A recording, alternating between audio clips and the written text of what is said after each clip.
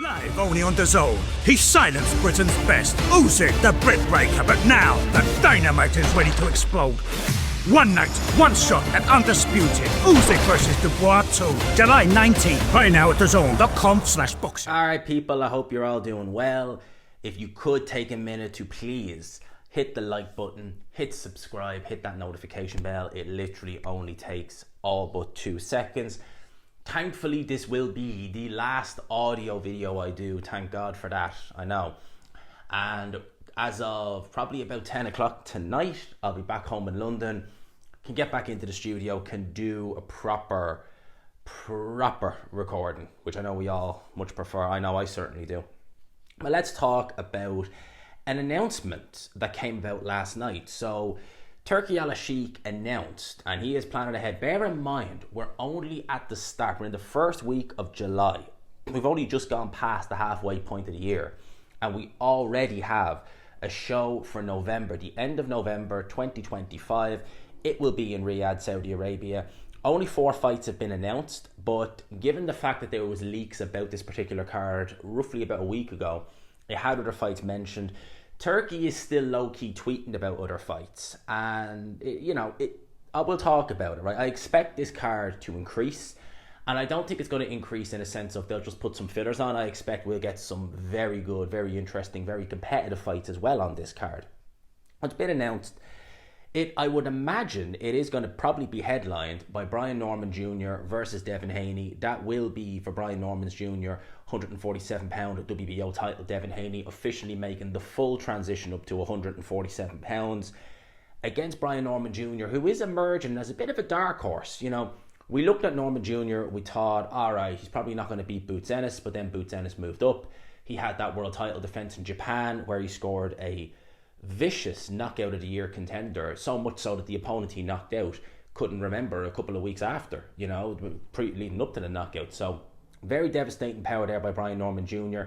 Devin Haney, excuse me, although he looked okay, that's probably the best way to describe it, looked okay in beating Ramirez last time around, Turki Alalshikh has made it very, very clear that those type of performances that Devin Haney and Ryan Garcia respectively put on, where it was just lackluster throughout, they are not going to cut it with Riyadh season anymore. That means that Devin Haney, in theory, you would imagine, is going to have to, stand his ground and fight a little bit more. And he didn't look to me like he'd fully recovered from the Ryan Garcia defeat in that fight against Jose Ramirez. So against someone who's going to be naturally bigger than him, like a Brian Norman Jr., who hits much harder than him, because Devin Haney's not a puncher. And then I guess you could maybe ask questions, excuse me, of Devin Haney's punch resistance and how much confidence he'll have in that chin now that he knows he's been put down a couple of times by Ryan Garcia. He's in there with a guy who can hook as well. Brian Norman Jr., that was a left hook he knocked that Japanese fighter out with. And he's a lot bigger, and he can punch. That could be a real tricky fight for Devin Haney. Really tricky. But on the undercard, you have Jesse Bam Rodriguez versus Fernando Daniel Martinez. Now, that fight has rubbed a lot of people up the wrong way.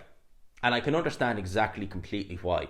Not because it's a terrible fight or anything like that, but Jesse Bam Rodriguez, as of next week, is actually in a fight.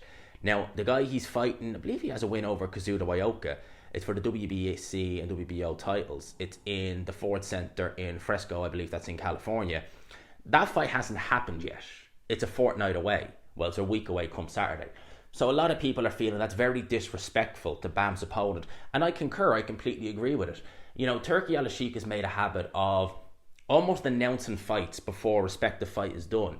And in some cases, it's not a very much a gimme fight. It's not like, Jesse Bam Rodriguez is fighting Mr. Joe Blow from down the street, who he's clearly going to beat. He's in with a live opponent, so you never know what happens. And Turkey's been doing this quite a lot, and it's caused a couple of upsets. And I believe that these fighters are looking ahead. And whenever you look ahead in boxing, that's a recipe for disaster, because that's when upsets happen. So Bam Rodriguez, who I love, one of my favourite fighters, he's on that card. Abdullah Mason versus Sam Noakes, world title fight for Sam Noakes, love it. Very impressed with Sam Noakes, think he's a very talented fighter, like his charisma, like his personality. Abdullah Mason is phenomenally talented. I love watching Abdullah Mason as well. I can't see how Sam Noakes wins that fight, but I'd love to see it nonetheless. And then finally, Anthony Yarde versus Dave Benavidez. I've already said my piece on this fight. I think Benavidez is going to light and piece Anthony Yarde up like a Christmas tree and probably stop him late. I think all this everything in Yard's career, it's all come too little too late now at this stage. Anthony Yard at 33 years old. He might actually be closer to 34 again that fight takes place, if not already 34. So that could very well be one last roll of the dice for Anthony Yard. And yeah, for me, I just see that as almost a formality that David Benavidez goes in there, demolition job on Anthony Yard, gets the job done. Essentially, that is that. Now, in terms of the rest of the card, there's still, Turki Alalshikh is still talking about Christian Mbele versus, I think, is it Lester Martinez, potentially being on the undercard. And one of the leaks as well that was on, well, I say leaks, one of the reported fights, I think it was Everything Boxing we're talking about last week, was Martin Bakole versus Moses Atelma. I do find it funny that, like, he pretty much announces Bam Rodriguez's next fight, where Rodriguez is in with a live enough opponent, and yet they don't announce Moses Atelma versus Bakole, even though Atelma is going in there with Dylan White in a couple of weeks' time, which he should easily win in theory. Well, in theory, but you never truly know. Is there a hold up with Martin Bakole? Is he maybe... Because you think about it like this, excuse me, for someone like Martin Bakole, he's going to be going in there with a 20-year-old prospect. And Atelma, you could say, is still a prospect. A year ago, we were talking about him as being potentially the most dangerous heavyweight on the planet. If he goes in there and loses to Bakole, I mean, that you could argue that is essentially, that's it. That's him done. That's done, finished, see you later, sayonara, good luck. You could argue that with Bakole, because his last two performances haven't set the world alight. The draw against F.A. Ajagba, till he lost that fight, and then obviously the debacle against Joseph Parker, which he should have known better. His team should have known better. He's no one else to blame but himself and his team for taking that fight on such short notice. No training whatsoever. Out of shape, knocked out with one punch. No one to blame but himself. And I reckon, a part of me wonders, are they holding out to see if Anthony Joshua approaches them Team Bakole? Because AJ Bakole, especially if you could do it in somewhere like Africa, it's a massive fight. Could they potentially be waiting to see if AJ looks at Bakole and thinks, you know what, you've been knocked out, you barely held on against F.A. Ajagba.